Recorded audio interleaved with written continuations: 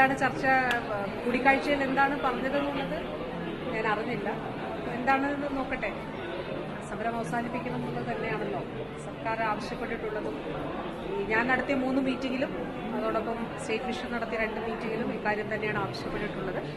ഇന്ന് ബഹുമാനരായിട്ടുള്ള തൊഴിൽ വകുപ്പ് മന്ത്രിയെ അവർ കണ്ടപ്പോൾ എന്താണ് പറഞ്ഞിട്ടുള്ളത് എന്നുള്ളത് അങ്ങനെ പറഞ്ഞിട്ടുണ്ടെങ്കിൽ നല്ല കാര്യം.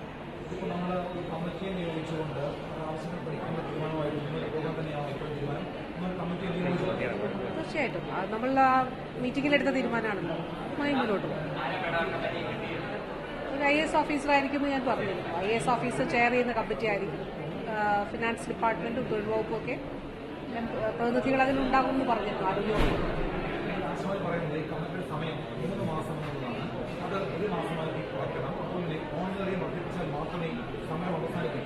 കമ്മിറ്റിയുടെ കാലാവധി 3 മാസമാണ്, 1 മാസമാണ് കുറച്ചാൽ നമ്മൾ ഈ സമരം അവസാനിക്കുന്നത് ആലോചിക്കാം എന്നുള്ള കാര്യങ്ങൾ പറയുന്നു. അങ്ങനെ ഫോർമലി സർക്കാർ പോകുന്നു.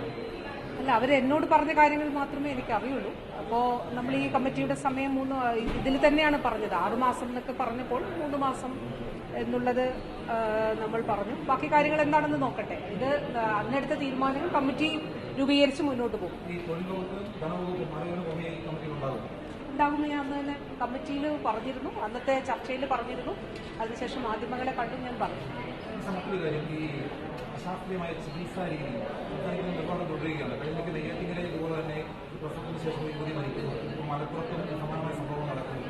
ഇതിനകത്ത് ആരോഗ്യവകുപ്പിന്റെ ബോധവൽക്കരണം കൃത്യമായിട്ട് ആളുകളിലേക്ക് എത്താത്തതാണ് എപ്പോഴും ഈ രീതിയിലേക്ക് ആളുകൾ ചില ആളുകളിലേക്ക് തോന്നാൻ കാണുന്നത്. ചില കാര്യങ്ങൾ ബോധപൂർവ്വം മറച്ചുവെക്കുന്നതായിട്ട് കാണുന്നു. ഈ കേസിൽ തന്നെ പ്രാഥമികമായി അവിടെ നിന്ന് DMO നൽകിയ റിപ്പോർട്ടിൽ നമ്മുടെ ആരോഗ്യ പ്രവർത്തകർ വീട്ടിൽ ചെല്ലുമ്പോൾ മറിഞ്ഞിരിക്കുന്നതായിട്ടാണ് കാണുന്നത്. അതായത് പറയേണ്ടതില്ല, അപ്പോൾ മറിഞ്ഞിരിക്കുന്നതിന്റെ കാരണം അവബോധമില്ലായ്മ അല്ലല്ലോ, അത് മറച്ചു വെക്കുകയാണ് എന്നുള്ളതാണ്. അപ്പോൾ അത് വാസ്തവത്തിൽ മരണത്തിലേക്ക് ഇത്തരത്തിൽ അമ്മമാരെ, കുഞ്ഞുങ്ങളെ തള്ളിവിടുന്നത് അത് മനഃപൂർവ്വമായിട്ടുള്ള ഒരു നരഹത്യയായിട്ട് കണക്കാക്കേണ്ടതായിട്ട് വരും. വളരെ ഗൗരവമുള്ള വിഷയമാണല്ലോ. കേരളം ഇത്ര പതിറ്റാണ്ടുകളായി നാം ആർജിച്ച നമ്മുടെ പൊതുബോധ്യങ്ങളുണ്ട്, സാമൂഹിക ബോധ്യങ്ങളുണ്ട്, ആരോഗ്യ മേഖലയിലെ ബോധ്യങ്ങളുണ്ട്. ഇപ്പോൾ 1 ലക്ഷം ഡെലിവറികൾ നടക്കുമ്പോൾ 97 അമ്മമാർ രാജ്യത്ത് മരിക്കുന്നു. 19 പേരിൽ താഴെയാണ് കേരളത്തിൽ മരണമടയുന്നത്. ആ 19 എന്നുള്ള സംഖ്യയിലേക്ക് എത്തുന്നതിന് വലിയ പ്രയത്നം ഉണ്ടായിട്ടുണ്ട്, വലിയ ദീർഘവീക്ഷണത്തോടുള്ള പ്രവർത്തനങ്ങൾ ഉണ്ടായിട്ടുണ്ട്.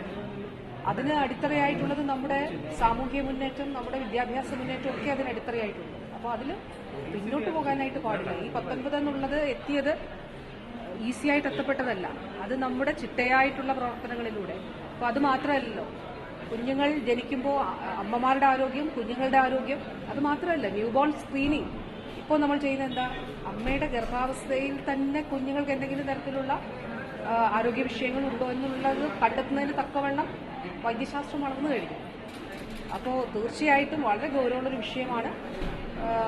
നമ്മളുടെ കണക്കുകളുണ്ട്. ഇപ്പോൾ ഞാനിവിടെ പ്രസംഗത്തിനിടയിൽ പറഞ്ഞിരുന്നു, 500-ൽ പരം പ്രസവങ്ങൾ വീടുകളിൽ കഴിഞ്ഞ വർഷങ്ങളിൽ നടന്നു.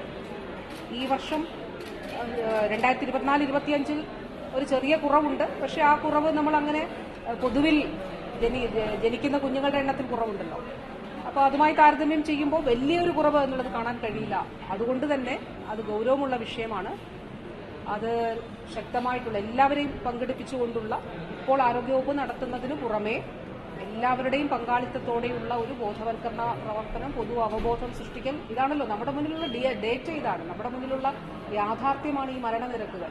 അപ്പോൾ തീർച്ചയായിട്ടും അതിന്മേൽ ഒരു പൊതുബോധം ശക്തമായിട്ടുണ്ടാകുന്നതിന് വേണ്ടിയിട്ടുള്ള കൂടുതൽ ഇടപെടലുകളും എല്ലാവരെയും ചേർത്തുകൊണ്ട്, ആരോഗ്യവും ഒറ്റയ്ക്കല്ല എല്ലാവരെയും ചേർത്തുകൊണ്ട് നടക്കും.